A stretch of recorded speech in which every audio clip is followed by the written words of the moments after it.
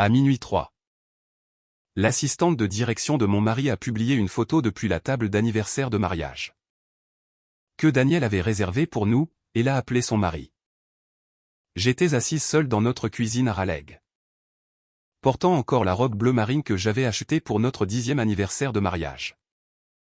Les bougies sur le petit gâteau au chocolat avaient brûlé suffisamment bas pour laisser de la cire sur le glaçage. Daniel était parti à 19h15 ce soir-là. Il se tenait près de la porte d'entrée, tapotant sur son téléphone pendant que j'attachais une boucle d'oreille. Mon patron a appelé, a-t-il dit. Il a besoin de moi tout de suite. Ce soir. Je sais. Je suis désolé. Il m'a embrassé sur le front sans vraiment me regarder. Martin n'appellerait pas à moins que ce soit grave. J'avais appris à ne pas contredire les appels urgents. J'étais avocate de réserve dans le JAG de l'armée ainsi qu'avocate en droit des contrats dans le civil. Le travail avait interrompu des anniversaires, des week-ends et un dîner de la fête de l'Action de grâce. Alors, j'ai dit à Daniel de partir. J'ai même proposé de lui emballer sa part de gâteau. Il a dit qu'il serait à la maison avant minuit. À 23h30, son assiette n'était toujours pas touchée. J'ai mis un survêtement, mais j'ai laissé la robe accrochée à une chaise. J'apportais le gâteau vers le réfrigérateur quand mon téléphone s'est allumé avec une notification de réseau social. Tessa Reid avait publié une nouvelle photo.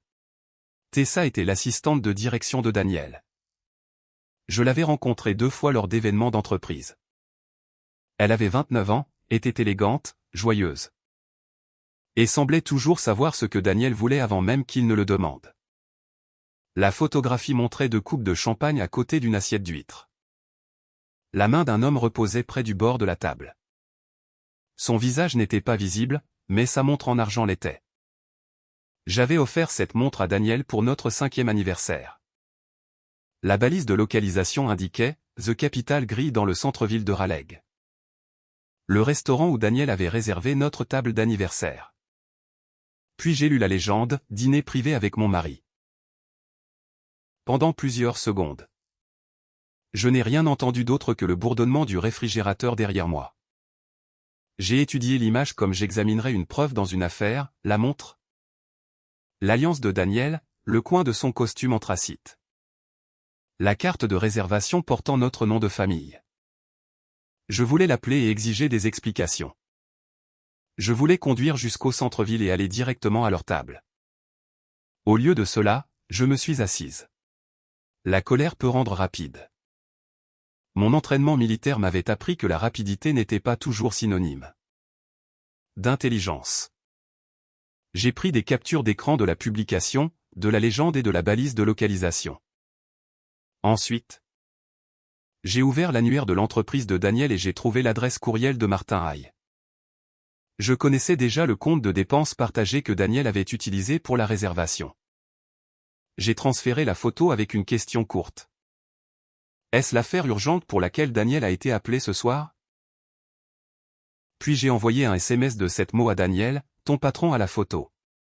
Vérifie tes courriels. Son nom est apparu sur mon écran avant que je ne puisse poser le téléphone. Je l'ai laissé sonner. Puis Tessa a appelé. Puis Daniel à nouveau. Moins d'1 minute après mon message. Le téléphone vibrait sans s'arrêter sur le comptoir de la cuisine. Des années plus tôt, Daniel m'avait dit un jour, « Claire, tu réfléchis toujours avant d'agir. » Il le pensait comme un compliment. Ce soir-là, c'est devenu un avertissement qu'il aurait dû se rappeler. Avant cette nuit-là, j'aurais dit à n'importe qui que Daniel et moi avions un mariage solide. Pas parfait, mais solide. Nous nous étions rencontrés 12 ans plus tôt lors d'un 5 km caritatif près du lac Johnson. Il vendait du matériel médical et j'étais une jeune avocate me préparant pour ma première affectation dans la réserve de l'armée. Il m'a fait rire en finissant derrière un homme poussant une poussette double, puis en insistant sur le fait qu'il avait ménagé ses genoux pour l'après-course. Lorsque je suis parti pour la formation d'officier, Daniel m'a envoyé des mots écrits à la main et suffisamment d'encas pour ravitailler la moitié de ma promotion. Plus tard, quand le service de réserve m'éloignait de la maison, il ne se plaignait jamais. Ce passé comptait. C'était une des raisons pour lesquelles je continuais d'expliquer ce qui avait changé. Sa promotion au poste de vice-président régional était survenue 18 mois avant notre anniversaire. Au début, j'étais fier de lui. Puis les dîners de direction ont commencé à apparaître sur notre calendrier 3 ou 4 soirs par semaine. Il retournait son téléphone face contre table pendant le petit déjeuner. Si je demandais qui avait appelé, il répondait comme si je l'avais accusé d'un crime. Claire ? Je gère 40 personnes.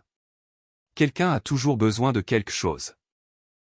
Je connaissais les emplois exigeants. Ce que je ne savais pas. C'est pourquoi le mien ne m'avait jamais obligé à emporter mon téléphone sous la douche. Pourtant, j'évitais les questions directes. Je me disais que je lui faisais confiance. La vérité moins flatteuse était que je voulais que notre mariage soit solide plus que je ne voulais en examiner les fissures. À minuit 20 ce matin-là, alors que les appels de Daniel continuaient d'éclairer la cuisine, j'ai ouvert notre calendrier partagé. Sa réservation d'anniversaire était toujours là, Capital Grille, 19h45, table pour 2. Il l'avait créée 2 semaines plus tôt. Une seconde entrée avait été ajoutée plus tard sous son calendrier professionnel. Dîner de fidélisation client, 19h30. Même restaurant, même soir. J'ai appelé Naomi Brox, l'amie la plus proche que je me sois faite sous l'uniforme. Naomi avait pris sa retraite de la marine en tant que premier maître. Et pouvait faire sonner une mise en garde comme une invitation à s'asseoir. Elle a répondu à la 4e sonnerie. Si c'est pour une caution, appelle-moi après le café. Je pense que Daniel a une liaison. Sa voix a changé immédiatement. Es-tu en sécurité? Oui. As-tu des preuves? Je lui ai parlé de la photo, de la légende et de mon courriel à Martin. Naomi est restée silencieuse un moment. Ne conduis pas jusqu'à ce restaurant. Ne publie rien en ligne. Et n'envoie pas un autre message. Tant que tes mains tremblent. J'ai regardé mes mains. Elle avait raison. Que suis-je censé faire? Obtiens les faits. Ensuite, décide de quel genre de femme tu veux être quand tout cela sera terminé. Après avoir raccroché, j'ai mis le reste du gâteau au réfrigérateur et j'ai troqué mon survêtement contre un vieux t-shirt de l'armée. Les gestes ordinaires me maintenaient stable. L'ordinateur portable personnel de Daniel était posé sur le bureau de notre chambre d'amis. Je ne connaissais pas son mot de passe et je n'avais aucune intention de le deviner. Mais à côté se trouvait la tablette que nous utilisions tous les deux pour les voyages du foyer. Les réservations de restaurants et les dépenses partagées. L'écran était encore allumé. En haut de l'historique du compte se trouvait notre dîner d'anniversaire. À côté, dans les propres notes de Daniel, se trouvaient 4 mots qui m'ont fait ouvrir le dossier. Charge tout client account à facturer au compte client. La note ne prouvait pas que Daniel avait une liaison. La photo le prouvait assez bien à elle seule. Mais ces 4 mots suggéraient qu'il avait fait payer son employeur pour cela. J'ai ouvert les détails de la réservation. Le dîner avait été réservé via le compte de restaurant que Daniel et moi partagions. Ce qui explique pourquoi je pouvais le voir. À la réservation était joint un reçu pour 2 entrées d'huîtres et une bouteille de Cabernet à 190 $. Le total s'élevait à 436,18 $. Daniel l'avait marqué pour remboursement sous forme de réunion de fidélisation client. Aucun client n'était listé. Seules 2 initiales apparaissaient dans le champ des invités, DM et TR. J'ai senti une pression froide derrière mes côtes. La tablette contenait également nos confirmations d'hôtel, nos reçus de billets d'avion et nos comptes de fidélité. Daniel y transférait souvent les dossiers de voyage parce que je m'occupais de nos impôts. Rien n'était caché derrière un mot de passe. Il avait simplement compté sur le fait que je n'aurais jamais de raison d'y regarder de plus près. J'ai cherché les initiales de Tessa. 6 mois de reçus sont apparus. Il y avait un dîner dans un restaurant de grillade à Charlotte un jeudi où Daniel m'avait dit qu'il Recevait des administrateurs d'hôpitaux. Un trajet en VTC le samedi soir depuis un hôtel-boutique à Durham. 2 réservations de vol adjacentes pour Nashville pour ce qu'il avait décrit comme une conférence. Solo sur les ventes médicales. Un reçu d'hôtel incluait le petit déjeuner pour 2. J'ai noté les dates et les numéros de confirmation sur un bloc-notes jaune. C'était une vieille habitude liée à mon travail, séparer ce que je savais de ce que je soupçonnais. Ce que je savais, c'est que Daniel avait voyagé à plusieurs reprises avec Tessa, me l'avait caché, et avait libellé au moins certaines dépenses personnelles comme étant liées au travail. Ce que je soupçonnais était bien pire. 3 semaines plus tôt. Daniel s'était tenu dans notre cuisine et m'avait dit que nous devrions reporter le remplacement du lave-vaisselle qui fuyait. Nous devons être plus disciplinés, avait-il dit en versant de la vaisselle dans la machine. Les petits luxes s'accumulent. J'ai fixé la charge de 20 à 190 $ et j'ai failli rire. Ce n'était pas un rire joyeux, mais cela m'a empêché de jeter la tablette. Apparemment, mon café de marque menaçait notre avenir financier. Son cabernet était du développement commercial. Pendant une minute imprudente, j'ai voulu tout transférer à chaque adresse de l'annuaire de l'entreprise de Daniel. J'imaginais ses collègues ouvrant les reçus au petit déjeuner et voyant enfin l'homme que je venais de découvrir. Puis j'ai entendu l'avertissement de Naomi, obtient les faits. Une humiliation publique pourrait être satisfaisante pendant 10 minutes. Une accusation imprudente pourrait me suivre pendant des années. J'ai sauvegardé des copies des dossiers auxquels je pouvais accéder légalement. Y compris la publication publique, les détails de la réservation et les confirmations de voyage partagées. Je n'ai pas ouvert le courriel privé de Daniel et n'ai deviné aucun mot de passe. Ensuite, j'ai rédigé un court message à l'intention de Martin Hay et du bureau de conformité de l'entreprise. Je l'ai lu 3 fois avant de l'envoyer. Je pense que les documents ci-joints peuvent impliquer des dépenses personnelles soumises comme dépenses professionnelles. Je ne peux vérifier que ce qui apparaît dans nos comptes partagés et dans la publication publique de ce soir. Veuillez les examiner selon la procédure appropriée. À 10h08, j'ai cliqué sur Envoyer. Mon téléphone avait enfin cessé de sonner, mais un nouveau message vocal est apparu. La voix de Daniel était basse et tremblante. Claire, s'il te plaît, ne fais rien que tu ne puisses reprendre. J'ai écouté 2 fois. Puis j'ai regardé les preuves étalées sur notre table à manger et j'ai réalisé qu'il parlait encore. Comme si le choix irréversible m'appartenait. Daniel a laissé 5 autres messages vocaux avant 14h. Le premier était en colère, tu n'avais aucun droit de contacter Martin. Le deuxième était défensif. Ce dîner était lié au travail. La légende de Tessa était une plaisanterie stupide. Au quatrième, sa voix avait changé, Claire, s'il te plaît. Réponds. Nous devons gérer cela ensemble. Ensemble. Ce mot m'a presque fait rire. Il avait passé des mois à prendre des décisions seul. Mais maintenant que les conséquences étaient là, soudainement, nous étions à nouveau une équipe. Tessa m'a envoyé un message à 1h26, Claire. Je suis tellement désolé. La légende était une blague privée. Il ne s'est rien passé. S'il vous plaît, ne malinterprétez pas, je l'ai lu sans répondre. Une blague innocente n'expliquait pas les réservations de vol adjacentes. Le petit déjeuner pour 2 ou la main de Daniel à côté de sa coupe de champagne le soir de notre anniversaire. À 1h42. Daniel a rappelé. Cette fois. J'ai répondu. Où es-tu? A-t-il exigé. À la maison. Martin vient de m'appeler. La conformité est en copie de ton courriel. Comprends-tu ce que tu as fait? Je me tenais à côté de l'évier de la cuisine, regardant la cire de la bougie durcir sur le gâteau abandonné. J'ai envoyé des documents provenant de comptes que je partage légalement avec toi.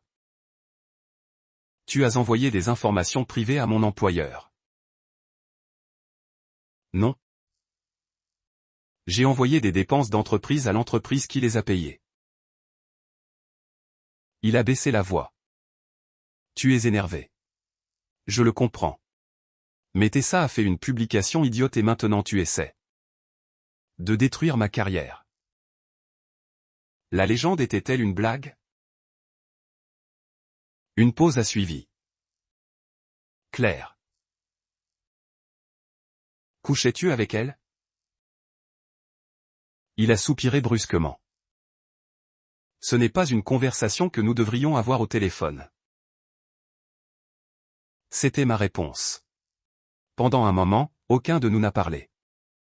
Je pouvais entendre le trafic derrière lui et le léger clic d'un clignotant. Il n'était plus au restaurant. Martin m'a ordonné de venir au bureau à 7 heures. Il a dit qu'il voulait des reçus. Des dossiers de voyage, tout. Tu pourrais me coûter la promotion. J'ai agrippé le bord du comptoir. Une partie de moi voulait encore qu'il le nie de manière assez convaincante pour que je puisse me réfugier dans la vie que j'avais connue ce matin-là. Au lieu de cela, il s'inquiétait pour son titre. Non, Daniel, ai-je dit. Tu as fait cela quand tu as utilisé ton travail pour me mentir. Il a commencé à parler plus vite. Il a dit que Tessa était émotive. Que les dépenses pouvaient s'expliquer et que les cadres dirigeants recevaient souvent des employés. Chaque phrase semblait moins crédible que la précédente. Je rentre à la maison, a-t-il finalement dit. Non, reste ailleurs ce soir. C'est ma maison aussi. Et je te demande de ne pas rendre cela plus laid que ça ne l'est déjà. À ma surprise. Il a accepté. À 2h17, son frère aîné, Mark, a appelé depuis Greensboro. Daniel l'avait apparemment joint avant de trouver un hôtel. Claire, quoi qu'il se soit passé. Ne peux-tu pas garder ça au sein de la famille? A demandé Mark. Daniel subit une pression énorme. J'ai regardé le bloc-notes jaune recouvert de dates que Daniel pensait que je n'examinerais jamais. Cela a cessé d'être une affaire de famille quand son entreprise a commencé à payer pour cela. Après avoir raccroché. J'ai verrouillé la porte d'entrée et j'ai monté ma robe d'anniversaire à l'étage. Le courriel de Martin est arrivé à 6h11 vendredi matin. Avez-vous des dossiers sur d'autres voyages impliquant Daniel et Mademoiselle Reed? J'ai lu la question 3 fois. Jusqu'alors, j'avais supposé que mon message avait créé le problème. La formulation de Martin suggérait que je venais d'entrer dans un problème déjà en cours. À 7h05, il m'a appelé alors que j'étais assise dans ma voiture devant un Harris-Teeter, tenant un café que j'avais oublié de boire. Je dois faire attention à ce que je divulgue, a-t-il dit. Mais votre courriel peut être lié à une enquête interne en cours. Quel genre d'enquête? Un client a contesté des frais de déplacement et de réception imputés à son compte. Le client examine la région de Daniel depuis plusieurs semaines. Mon estomac s'est noué. Il ne s'agissait plus seulement de mon mari emmenant une autre femme dîner. Martin m'a demandé si je pouvais identifier des dates liées à Charlotte, Durham et Nashville. Elles correspondaient aux dossiers figurant sur mon bloc-notes jaune. Il ne m'a pas demandé de les interpréter. Il a demandé les reçus, les numéros de confirmation et une explication de la façon dont j'avais obtenu chaque élément. J'ai apprécié le fait que les faits soient plus faciles à gérer que les sentiments. Je lui ai dit que les comptes étaient partagés, que je n'avais pas deviné de mot de passe et que la publication de Tessa était publique lorsque je l'avais capturée. Ensuite, je n'ai transmis que les dossiers liés aux dates qu'il avait citées. Avant de mettre fin à l'appel, Martin a dit, pour ce que ça vaut, Claire? Cela n'a pas commencé avec votre courriel. Je suis resté assise sur le parking après qu'il a raccroché, observant les clients pousser des caddies dans la chaleur du matin. Daniel a appelé quelques minutes plus tard. Retire-le, a-t-il dit sans dire bonjour. Dis-leur que tu as mal compris. Les jeux faits? Tu ne sais pas comment fonctionne la comptabilité d'entreprise. Je sais que le petit déjeuner pour deux n'est pas une dépense de conférence solo. Sa voix s'est adoucie. J'ai passé 15 ans à construire cette carrière. S'il te plaît. Ne la brûle pas parce que tu es blessé. Pendant un terrible moment, j'ai envisagé de faire ce qu'il me demandait. 15 ans, ce n'était pas rien. 12 ans ensemble non plus, ni les mots qu'il m'envoyait pendant ma formation d'officier. Ni les nuits où il m'attendait quand mon unité de réserve finissait tard. Je me souvenais encore de l'homme bon qu'il avait été. Je ne savais pas si protéger ce souvenir exigeait de la miséricorde ou du déni. De retour à la maison, j'ai ouvert la tablette partagée pour organiser les fichiers. Daniel y avait lié son téléphone des mois plus tôt pour que nous puissions répondre aux messages. Tout en planifiant une réunion de famille. Un résultat de recherche pour les dates de Nashville a affiché une partie d'un ancien échange avec Tessa. J'aurais dû le fermer.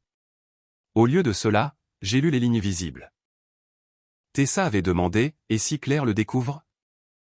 La réponse de Daniel était courte, c'est la personne fiable. Elle ne partira jamais. Cette phrase a fait ce que la photo n'avait pas fait. La photo prouvait la trahison. Le message prouvait qu'il avait bâti sa confiance sur ma loyauté et l'avait confondu avec de la faiblesse.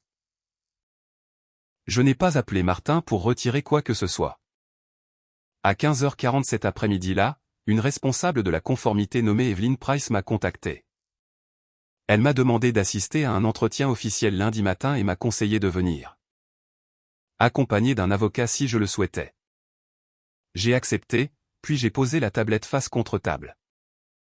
J'avais voulu qu'un mensonge soit exposé. Maintenant. Je comprenais que je me tenais au bord de quelque chose de beaucoup plus grand et qu'il n'y aurait aucun moyen indolore de revenir en arrière. Lundi matin, la version des faits de Daniel avait déjà commencé à circuler plus vite que la vérité. 2 amis communs m'ont envoyé des SMS pour me demander si j'allais bien. Un troisième a appelé et a suggéré prudemment que j'aurais pu porter un problème conjugal privé dans le cadre professionnel. Daniel leur avait dit que j'avais découvert quelques dîners inoffensifs. Que j'étais devenu jalouse et que j'avais fouillé dans ses comptes privés. Il avait omis la photo publique, les remboursements de l'entreprise et le fait que chaque document que j'avais soumis provenait d'un compte que nous partagions. À 9h, je suis arrivé au siège social de l'entreprise de Daniel, près de North Hills. Pour mon entretien de conformité. J'étais accompagné de Rebecca Shaw. Une avocate spécialisée en droit du travail recommandée par quelqu'un en qui j'avais confiance dans mon réseau juridique de la réserve de l'armée. J'étais moi-même avocate. Mais je savais qu'il ne fallait pas me conseiller moi-même alors que mon mariage s'effondrait. Rebecca m'a arrêté devant la salle de réunion. Réponds seulement à ce que tu sais, a-t-elle dit. Ne devine pas. N'exagère pas et n'essaie pas de faire paraître Daniel pire qu'il n'est. Si les dossiers sont exacts, ils peuvent le faire sans ton aide. L'entretien a duré près de 2 heures. Evelyn Price a demandé comment j'avais trouvé chaque reçu. Si Daniel m'avait autorisé à accéder à la tablette partagée et quand j'avais commencé à soupçonner la relation. Elle a posé les mêmes questions plus d'une fois, de manière légèrement différente à chaque fois. Je lui ai montré la réservation, les confirmations de voyage et la capture d'écran de la publication de Tessa. Lorsqu'elle m'a demandé ce que je pensais qu'il s'était passé à Nashville, j'ai répondu. Je ne sais pas. Je n'y étais pas. Cette réponse a semblé avoir de l'importance. À midi, j'étais épuisé. Dire la vérité semblait simple jusqu'à ce que des inconnus commencent à en examiner chaque morceau. Sous une lumière fluorescente. La mère de Daniel m'a appelé pendant que je rentrais chez moi. Claire, il a fait une erreur, a dit Linda, pleurant déjà. Une erreur terrible. Mais est-ce qu'une erreur efface 12 ans? Ce n'était pas un seul dîner. Linda. Il pourrait tout perdre. Je me suis garé sur le parking d'une église parce que mes yeux s'étaient remplis de larmes. Je perds quelque chose, moi aussi. Elle a gardé le silence. Puis elle m'a demandé pourquoi je ne pouvais pas lui pardonner avant que l'entreprise ne ruine sa carrière. Pendant un moment de faiblesse, j'ai voulu m'excuser. Non pas parce que j'avais menti, Mais parce que tout le monde se serait senti mieux si j'avais accepté de porter la faute. Je comprenais pourquoi les gens gardaient le silence. De l'extérieur, le silence pouvait ressembler à de la paix. Ce soir-là, Naomi est venue avec des plats à emporter de Smithfields. Je lui ai dit que j'étais fatigué d'être traité comme la personne qui avait brisé le mariage. Elle a posé un récipient de barbecue sur mon comptoir.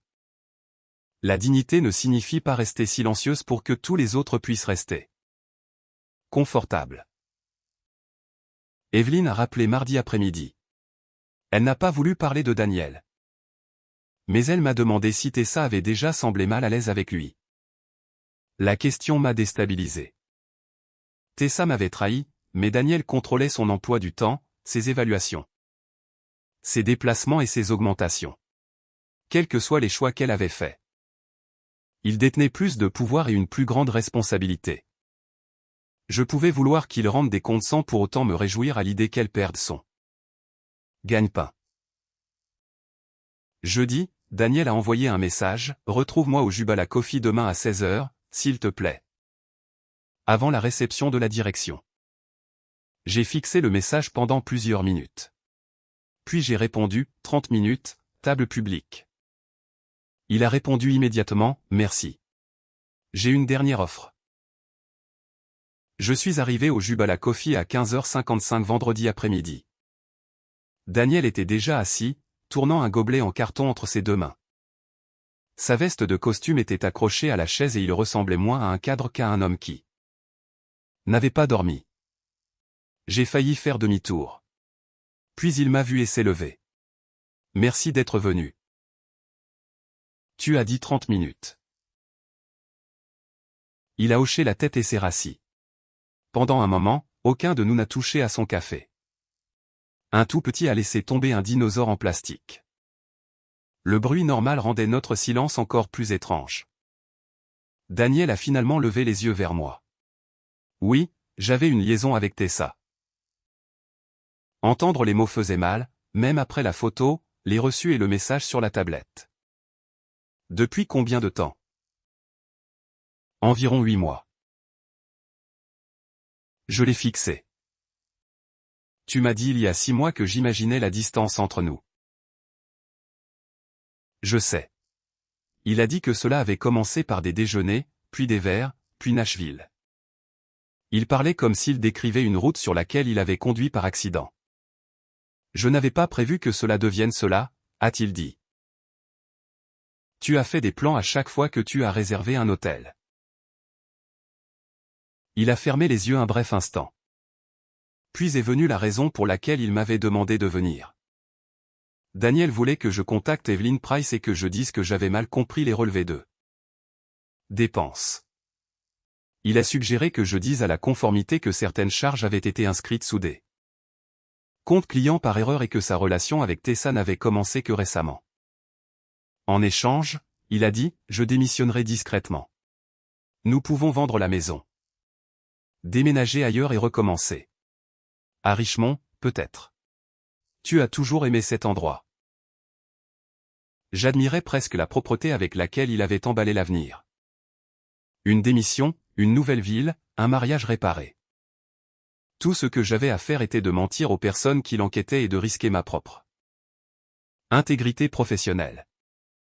Tu demandes à un officier du JAG et à une avocate de faire une fausse déclaration dans une enquête de conformité. Je demande à ma femme de m'aider à sauver ce qu'il reste. J'ai étudié son visage. Aurais-tu avoué si Tessa n'avait pas publié cette photo? Sa bouche s'est ouverte. Mais aucune réponse n'est venue. L'aurais-tu fait? Finalement. Il a baissé les yeux. Probablement pas. Cette honnêteté était plus douloureuse qu'un autre mensonge. Il m'a dit que l'entreprise prendrait sa décision préliminaire samedi à 17 h. Juste avant la réception annuelle de la direction à l'hôtel Instead. Daniel s'attendait à y recevoir une promotion. Maintenant, il n'était pas sûr d'être autorisé à entrer. Je pourrais tout perdre, a-t-il dit. Tu ne perdras pas tout. Mais tu risques de perdre ce que tu as utilisé de manière malhonnête. Ses yeux se sont durcis. Alors tu veux les regarder m'humilier? Non. Je me suis levé et j'ai fait glisser mon café intact vers lui. Je ne vais pas répandre cela et je ne vais pas transformer ta chute en spectacle. Mais je ne mentirai pas pour te sauver. Il a fixé la table. Tu voulais une vie privée. Ai-je dit. Tu aurais dû la vivre honnêtement. Alors que j'atteignais la porte, le téléphone de Daniel a tinté. Il a lu le message et le visage s'est vidé de ses couleurs. Martin y avait écrit, salle de réunion B. Samedi, 17h. Daniel a levé les yeux vers moi comme si je pouvais encore changer la fin. Je suis sorti sans promettre que je le ferais. Samedi après-midi, je me tenais devant le miroir de ma chambre, portant la même robe bleu marine dans laquelle Daniel m'avait laissé le soir de notre anniversaire. La réception de la direction à l'hôtel Instead était inscrite à notre calendrier depuis des mois. Les conjoints étaient invités et mon nom figurait toujours sur la liste des invités. J'avais prévu de rester à la maison jusqu'à ce qu'Evelyne m'appelle peu après midi. Vous n'avez aucune obligation de venir, a-t-elle dit. Mais nous pourrions avoir besoin que vous me confirmiez un dossier avant la fin de l'examen. Rebecca m'a dit qu'il n'y avait aucune raison juridique pour laquelle je ne devrais pas y aller. Naomi a été plus directe. Si tu restes à la maison parce que tu veux la paix, reste à la maison, a-t-elle dit. Ne reste pas à la maison parce que Daniel t'a appris à avoir honte. À 16h50, je suis entré dans l'hôtel par l'aile des conférences plutôt que par la salle de bal. Daniel se tenait devant la salle de réunion B avec Martin Haye. Tessa était assise plus loin dans le couloir à côté d'une représentante des RH, fixant la moquette. Daniel a regardé ma robe et a sursauté. « Tu es venu ?» Mon nom était sur l'invitation. À 17h, Martin a fait entrer Daniel. Tessa et la représentante des RH ont suivi. Evelyne m'a demandé de vérifier un numéro de confirmation de Nashville. Puis m'a remercié et m'a renvoyé dans le couloir. J'ai attendu près d'une fenêtre donnant sur le lac. À travers les portes de la salle de bal, je pouvais entendre le tinter des verres et un trio de jazz jouer The Way You Look Tonight. C'était le genre de soirée élégante que Daniel adorait. Surtout quand les gens le regardaient réussir. La femme de Martin, Suzanne, m'a reconnu et s'est approchée. « Je suis désolée, Claire » a-t-elle dit doucement. Je l'ai remerciée, mais je ne savais pas trop quoi dire d'autre. Les gens ont remarqué des choses, a-t-elle ajouté. Les voyages. La façon dont ils se comportaient ensemble. Personne n'avait assez d'informations pour faire une accusation formelle. Cela ne m'a pas réconforté. Cela a seulement montré depuis combien de temps Daniel confondait discrétion et invisibilité. 23 minutes plus tard, la porte de la salle de réunion s'est ouverte. Tessa est sortie la première, pleurant en silence. La représentante des RH l'a guidée vers les ascenseurs. Daniel a suivi sans son badge d'entreprise. Ses épaules étaient rigides et son visage avait perdu toutes ses couleurs. Martin est resté sur le pas de la porte. « Vous êtes en congé administratif immédiat » a-t-il dit à Daniel. « N'entrez pas dans la réception et ne contactez personne impliqué dans l'enquête. » Daniel l'a ignoré et s'est dirigé vers la salle de bal. Un agent de sécurité s'est interposé devant l'entrée. « Je suis désolé, monsieur Morgan. Votre accès à l'événement a été retiré. » Plusieurs collègues près de la table d'accueil se sont retournés pour regarder. Personne n'a ri. Personne n'en avait besoin. Daniel s'est arrêté à côté de moi. « Tu as planifié cela ?» a-t-il chuchoté. Je pouvais sentir l'après-rasage que je lui avais acheté pour Noël. « Non » ai-je dit. J'ai arrêté de couver tes actes. Pendant une seconde, la colère a tendu son visage. Puis elle a disparu, ne laissant que l'épuisement. Il a regardé vers la salle de bal où il s'attendait à accepter une promotion. Et a semblé comprendre qu'il n'y avait plus d'arguments à faire.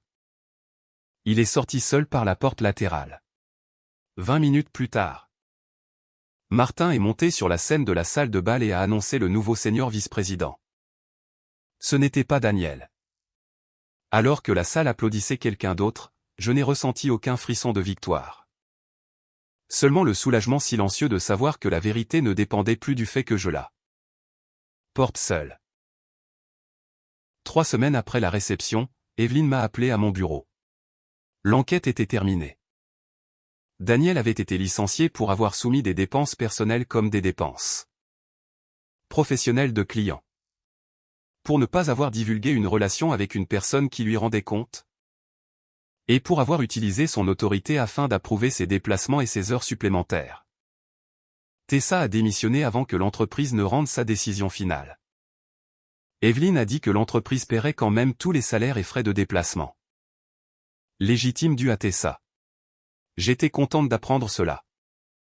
La responsabilité ne devait pas devenir une excuse pour priver quelqu'un de l'argent qu'il avait réellement gagné. Quand l'appel a pris fin, je m'attendais à me sentir satisfaite. Au lieu de cela, j'ai fermé la porte de mon bureau et j'ai pleuré. Les conséquences étaient justes. Mais la justice ne me rendait pas les années où j'avais fait confiance à Daniel. Elle ne restaurait pas notre anniversaire et ne transformait pas l'homme de ces mots écrits à la main en le mari que je pensais connaître. La maison est devenue douloureusement silencieuse. Daniel a séjourné dans un appartement meublé près du centre commercial Crabtree Valley pendant que nous organisions la médiation de divorce. Chaque pièce contenait encore les preuves d'un mariage ordinaire. Ses gants de jardinage dans le garage, notre liste de courses sur le réfrigérateur. Un creux dans le coussin du canapé où il regardait le basket universitaire. La vengeance avait mis la vérité à nu. Elle ne m'avait pas appris à vivre à côté de l'espace vide qu'elle laissait. Daniel a demandé à me voir une dernière fois. Cette fois, Rebecca a recommandé que nous nous parlions au bureau du médiateur. Il semblait plus mince. Il m'a dit qu'il avait commencé une thérapie et qu'il avait enfin avoué la liaison à sa mère sans la qualifier d'erreur ni me blâmer. Je pensais toujours que le titre suivant me ferait me sentir important, a-t-il dit. Puis j'ai commencé à agir comme si les règles ordinaires étaient faites pour les gens ordinaires. Je croyais qu'il était désolé. C'était plus difficile que de croire qu'il était sans cœur. Parce que le remords me rappelait l'homme que j'avais aimé. Pouvons-nous réessayer, a-t-il demandé. J'ai croisé mes mains sur mes genoux. Je suis contente que tu t'assures d'obtenir de l'aide. Mais le regret n'est pas un raccourci pour revenir dans ma vie. Ses yeux se sont remplis de larmes, mais il a hoché la tête. La médiation n'était pas amicale, bien qu'elle soit restée équitable. Nous nous sommes disputés sur la maison. Les comptes de retraite et l'argent que Daniel pouvait devoir à son ancien employeur. Il voulait que je traite chaque conséquence financière comme une perte conjugale partagée. J'ai refusé. Rebecca a aidé à maintenir la distinction claire sans transformer le processus en punition. Lors de notre dernière réunion sur les biens, Daniel a pointé du doigt la machine à expresso coûteuse. J'aimerais prendre ça. Je l'ai regardé. Tu as passé 6 mois à me dire qu'elle était inutile. Il me semble dommage de vous séparer. Maintenant. Pour la première fois depuis des semaines, il a ri. Moi aussi. Le son nous a surpris tous les deux. L'humour ne signifiait pas le pardon, et la gentillesse ne signifiait pas la réconciliation. Cela signifiait simplement que je n'avais pas besoin de devenir cruel pour prouver que j'en avais. Terminé. Ce soir-là, je me suis assise seule à la table de la cuisine. J'ai retiré mon alliance et je l'ai placée dans la petite boîte en bois que Daniel m'avait offerte. Pendant la formation d'officier. La trace pâle autour de mon doigt semblait étrangement vulnérable. J'ai fermé le couvercle. J'ai porté la boîte à l'étage et j'ai pris ma première respiration paisible depuis des mois. 6 mois après la nuit où Tessa a publié cette photo. J'ai emménagé dans une maison de ville de 2 chambres près du parc Instead. C'était plus petit que notre ancienne maison. Et la cuisine avait à peine assez d'espace de comptoir pour la machine à expresso que j'avais gardée. Mais les fenêtres arrière faisaient face à une rangée de pins, et le matin, la lumière du soleil atteignait la table à manger avant que je ne parte travailler. J'avais oublié à quel point un foyer pouvait sembler paisible quand personne ne cachait rien à l'intérieur. Mon unité de réserve de l'armée s'est réunie pour les exercices en octobre. Je suis arrivé tôt, craignant que tout le monde ne sache ce qui s'était passé. Quelques personnes le savaient. Personne n'a demandé de détails. Mon commandant m'a tendu un dossier et a dit, « Morgan. J'ai besoin que vous jetiez un œil sur ce contrat avant midi. » C'était tout. Pendant les 4 heures suivantes. Je n'étais pas une femme trahie ni la femme dont le courriel avait déclenché une enquête. J'étais le commandant Claire Morgan. Effectuant un travail que je comprenais aux côtés de personnes qui faisaient confiance à mon jugement. La stabilité de cette situation me donnait l'impression d'une rampe d'appui. Daniel et moi avons finalisé le divorce en novembre.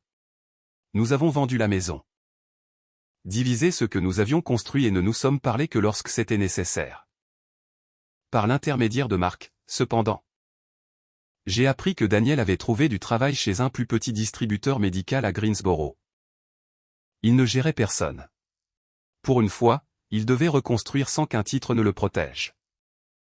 Une semaine avant Noël, une enveloppe est arrivée avec son écriture dessus. Je l'ai laissée fermée sur le comptoir pendant 2 jours.